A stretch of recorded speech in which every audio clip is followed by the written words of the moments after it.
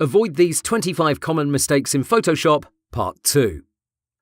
Welcome to this video, where we continue with our list of common errors or mistakes people make in Photoshop. Number 13 on my list is not renaming and grouping layers. This happens to everybody at some point. You're in a frenzy, you create layer after layer, but you forget to rename them.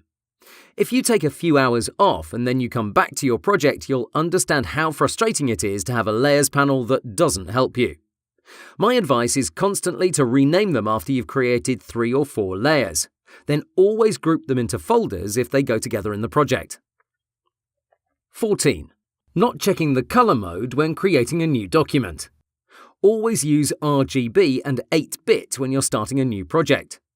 CMYK is used when you want to print something, and anything over 8 bits will not give you better quality for your on-screen graphics.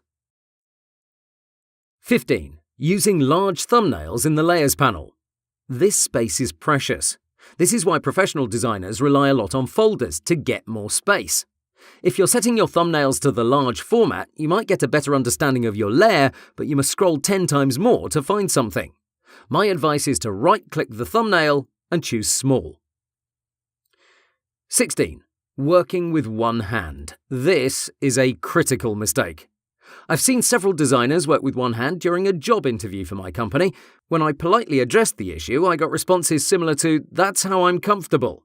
That justifies nothing. You'll be slower without question. So please always use both hands when working in Photoshop. 17. Not using autosave set at 5 minutes. By default, Photoshop has its autosave feature set at 10 minutes. The difference may not sound like a lot of time, but in 5 minutes you can sketch out some important ideas that you'd lose if your computer dies or you have a power outage. To set your autosave at 5 minutes, open your Preferences and go to File Handling.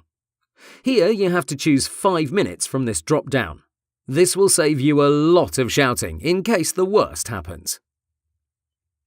Number 18. Working too zoomed in.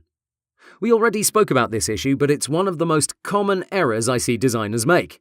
If you're working 20 to 30 times at 200%, your designer eye gets distorted, and you make decisions that don't follow the project's normal proportions. That's why so many designers use large fonts and huge buttons. They're either too zoomed in or too zoomed out. My advice is to use Ctrl+1 regularly. 19. Using Photoshop to design logos. While this can be done, it's not the ideal program. Illustrator is a far better option because it creates vectors you can scale infinitely. This means you can design your logo in Illustrator at 200 by 200 pixels and then blow it up to 200 by 200 inches without losing quality. 20. Distorting images. Beginners make the following mistake. They take a small image and then enlarge it substantially. This makes the photo blurry or pixelated. If you're using Photoshop CC, you'll see the program now does a far better job than CS6, but it's still not a great idea to increase your image size significantly. Some designers forget to add shift in the mix when they use Ctrl+T. This translates into layers that look like this. I'm exaggerating here, but I hope you see my point. 21. Not using guides. This is a fantastic feature in Photoshop because it allows you to align your layers precisely on the canvas. Guides are 1-pixel horizontal and vertical lines you can add to your canvas. To add them, you must first press Ctrl R. This reveals your rulers on the left and top sides. Now, if you click and drag from these areas, you'll get a guide. To move it, just be on the Move tool and hover over it. Your cursor will transform, and this means you can change its position. Don't want it anymore? Simply drag it off the screen. And if you want to temporarily disable it, just use Ctrl::. The alternative is to go to View, Show, Guides. From here you can toggle their visibility. My advice is always to use them, but also lock them into place so you don't move them by mistake. You can do that with Ctrl+Alt:. Now, even though I'm hovering over it, I can't move it. Use the same hotkey again or go to View, Lock Guides to regain control. Mistake number 22. Not using the alignment tools. We'll have a separate video about these tools, but it's a big warning sign when you see a designer eyeballing layers that should be aligned precisely. Always strive for precision in Photoshop. The program has tons of features to help you do that. So instead of fiddling around like this to sort these layers, why not use this one-click solution from up top? 23. Not knowing the difference between opacity and fill. These two controls are at the top of your Layers panel. Most designers know that if you lower the opacity, the layer becomes transparent.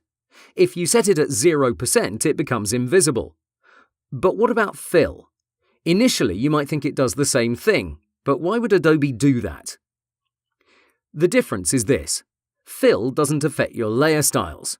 Let me show you what I mean. Here I have an object that features a stroke. If I lower the opacity, the entire thing becomes transparent. Let me go back to 100%. Now, if I lower the fill, notice the layer becomes translucent, but the stroke remains untouched. That's the big difference between the two. 24. Not knowing Photoshop works with vectors too. Yes, Illustrator is a much better option if you want to work with a lot of vectors, but Photoshop can create vectors too. You can do that with any of these tools. These are shapes and they can be infinitely scaled without losing quality. You can also create vector shapes with the help of the pen tool.